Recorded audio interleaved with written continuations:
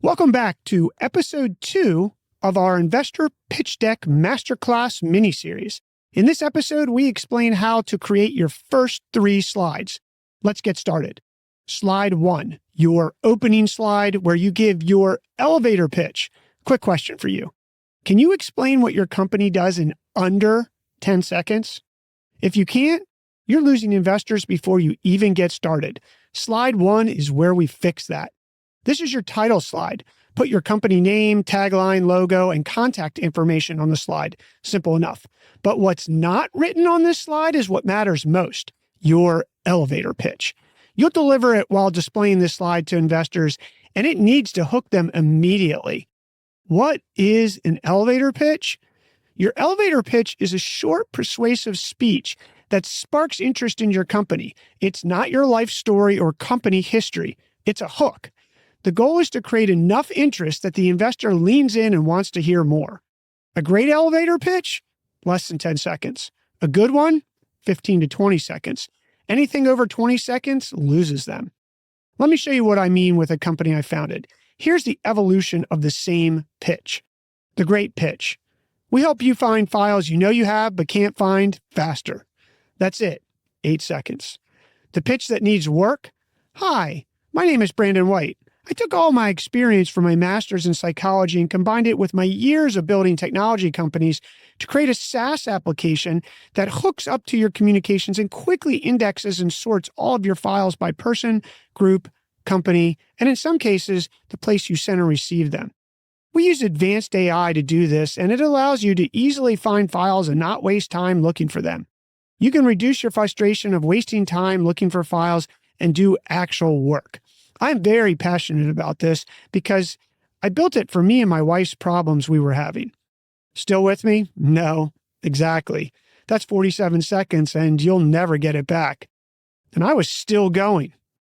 Getting your elevator pitch dialed in takes time. Mine took about a year to perfect. Don't get discouraged. It will evolve as your business grows, and you'll use it in every investor conversation you have. Heck, you'll use it to drive your marketing and your sales, and it will be the foundation of your whole company communication strategy. The 3 biggest mistakes to avoid. Before you build your elevator pitch, let's cover the 3 mistakes people make when pitching investors. Mistake number 1, starting with your name. Not to come across as harsh here, but truth, no one cares about you. People care about solutions to problems. If you know the investor's name, use it. If you don't, ask for it. Now you have their attention. Mistake number 2, leading with your credentials. You don't need a fancy degree to solve problems. Airbnb founders didn't know the first thing about the hospitality industry. Investors didn't care because they were solving a problem, had traction, and had revenue. Your solution establishes your credibility, not your resume. Mistake number 3, opening with your origin story. We're all passionate about why we started our companies, but investors don't care initially. They might ask as a follow-up question, and if they do, keep your answer under 30 seconds to a minute max. Don't mistake their polite question for wanting a 15-minute saga. Practice the answer to the question so it's concise. Remember, the goal of your elevator pitch is to get investors interested in hearing your full pitch, not hear yourself talk. Building your elevator pitch. Here's a simple template to get started. You know how, insert an adjective, it is when, insert the problem you solve. We make it adjective about the solution by how you solve it. Here's some examples. A Ford dealership we bought a car from once. You know what a pain it is to buy a car? We make it easy with fully transparent pricing and no haggling. That's interesting. Spanx. We take 15 years off your appearance. Trevally. We help you find files you know you have but can't find faster. Notice how each one of these touches a pain point and makes you want to ask, how do you do that? That question is gold. That's an engaged investor. Practice makes progress. Record yourself on your phone and time it.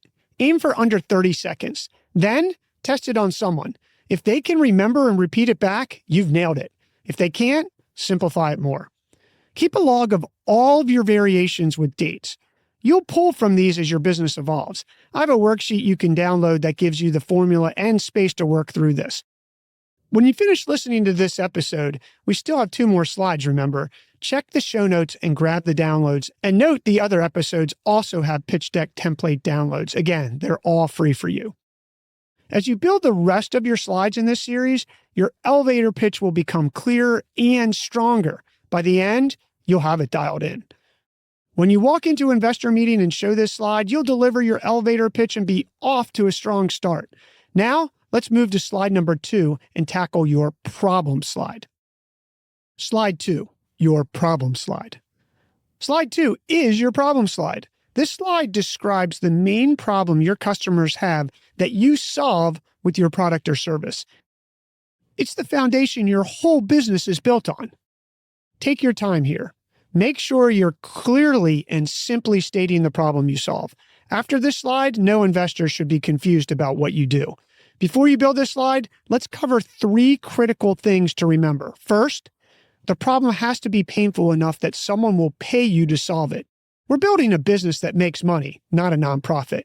There are lots of problems people say they have, but don't actually pay to fix.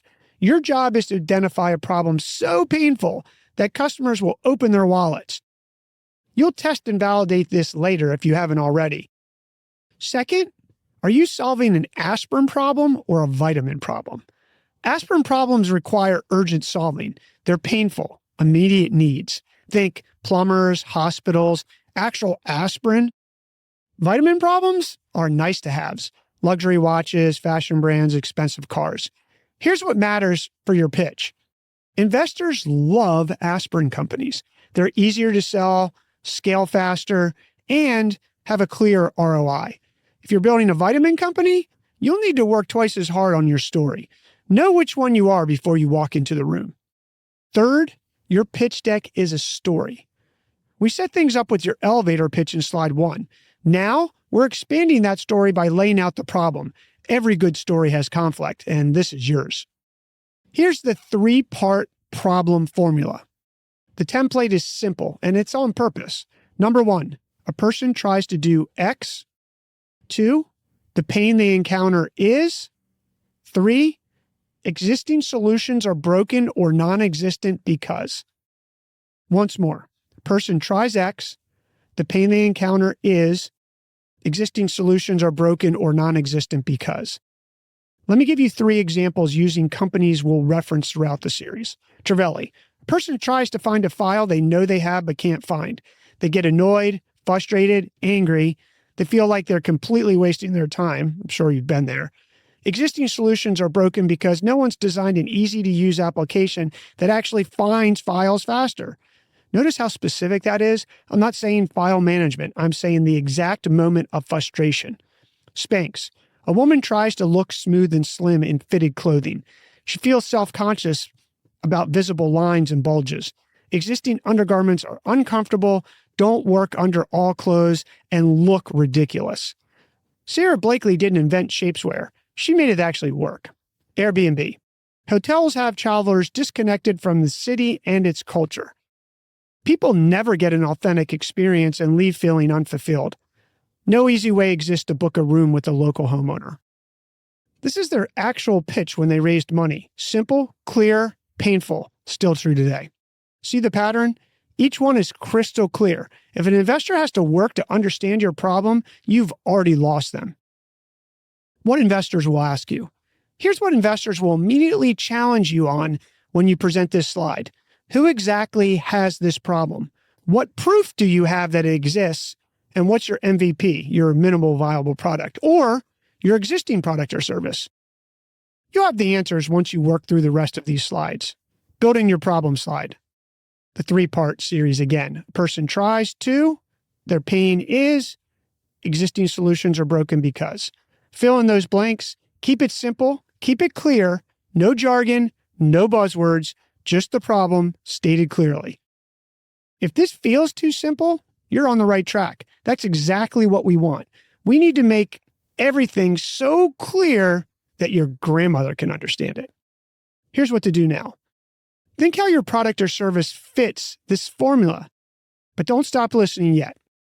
You need to understand how all 11 slides work together before you start building them, because the problem slide connects directly to your solution slide, which we're covering next.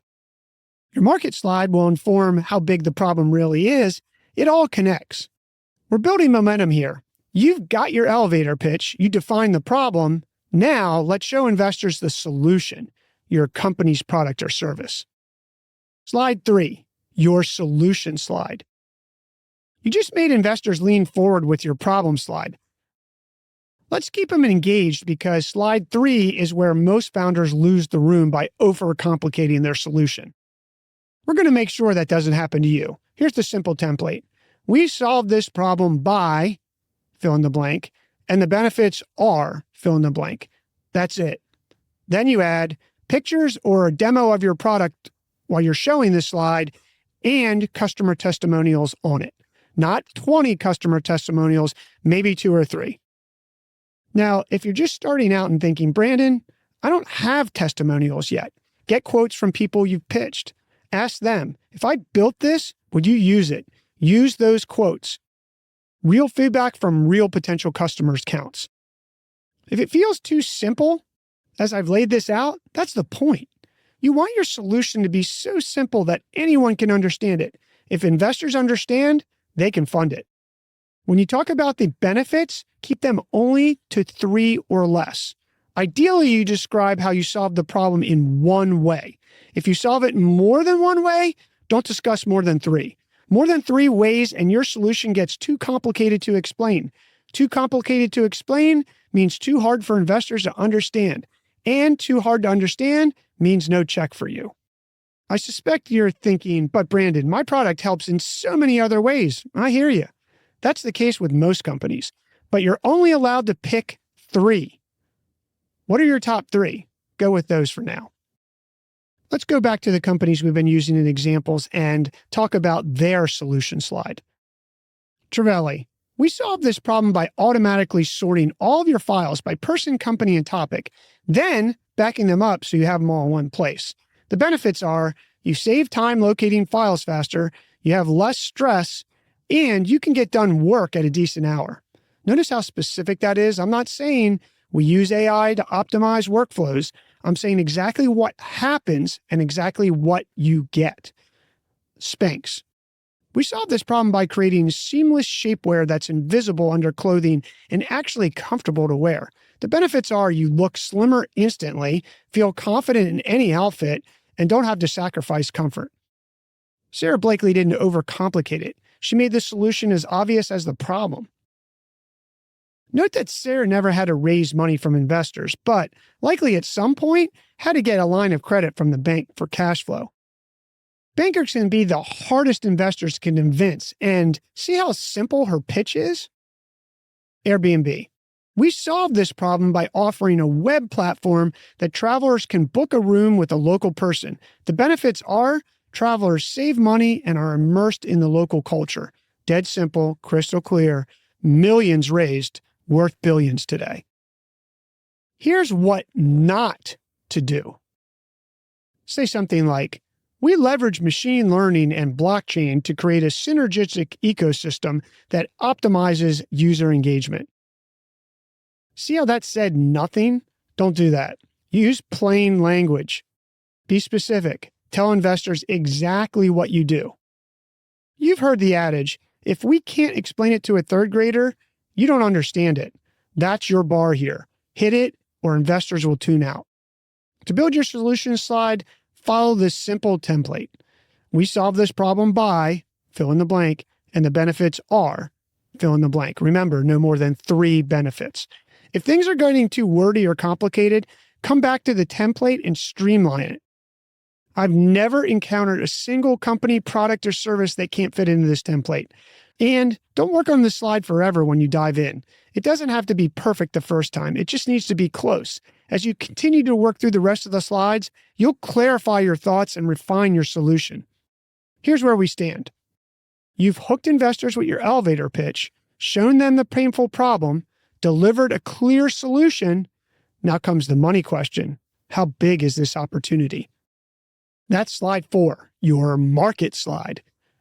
I'll see you in the next episode, episode 3 of our Pitch Deck Masterclass Mini-series. See you there.